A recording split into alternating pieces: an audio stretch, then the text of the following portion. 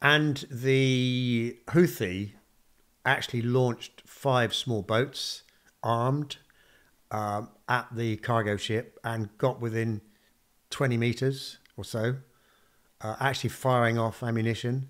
But it didn't end well for them, did it? It didn't. 10 of the Houthi rebels were killed, and there's been a mass outcry in the Yemen, the capital Sana'a, as a result of that. And helicopter gunships were launched to basically fire on them. Yeah, one of the things that the Houthis have done, first of all, they just mounting attacks on the vessels, but actually they also they want to take hostages. They want to take be a bit of piracy and take the ship. The only way to do that in the past is to put small boats out, intercept these vessels, which are normally they're manned with really austere crew that don't want to fight at all. They get on board the ship and then take it to port. And of course, they don't harm any of the crew of the vessel, because the crew of the vessel are the only people who know how to drive it. But of course, because there's warships now, US warships, British warships and others in the region, as soon as any of these merchant shipping vessels see little boats which have no reason to be there, they're calling international rescue on the radio.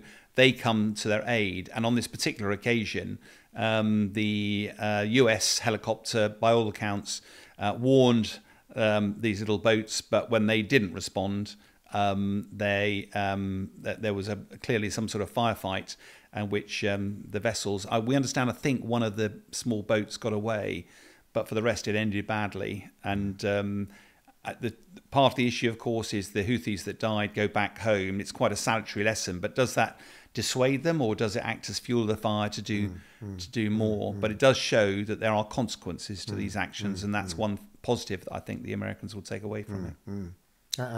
Why now? That's the question I think I've been trying to wrestle with, is and I think we tend to look at the Red Sea in isolation, but it's absolutely linked to the conflict between Israel and Hamas.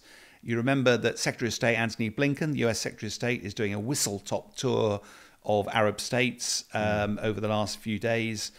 He's trying desperately to stop this becoming a regional conflict, but actually it is becoming a regional conflict. And what's clear is that it's in Iran's interest to pour fuel on the flames of it. That's almost certainly why they've said to the Houthis, get after them, to try and demonstrate to Antony Blinken and the Western world that unless Israel stops fighting against Hamas, there will be consequences. So I think this timing is absolutely sending a clear message to Antony Blinken and to the West, trying to pile pressure on that unless this conflict between Israel and Hamas is stopped, and soon, it will escalate, not only with Hezbollah and the Lebanon, but also in the Red Sea.